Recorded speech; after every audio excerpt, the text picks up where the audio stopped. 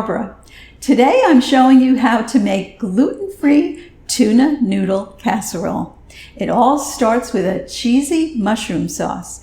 Then you'll add tuna and gluten-free noodles and bake until it's bubbly and browned on top. Get ready to dig into this delicious casserole. It's so unbelievably creamy and easy to make. Ready? Let's go.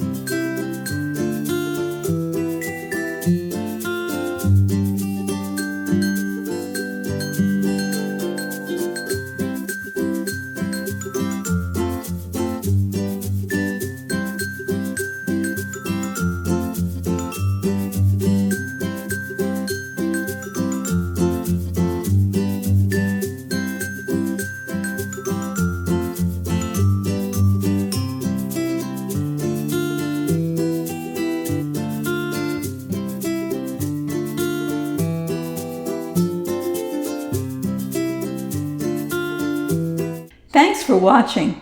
You can find the full recipe in the video description, and be sure to subscribe, like, and follow. And check out more of my videos for delicious recipes you can easily make at home. See you there.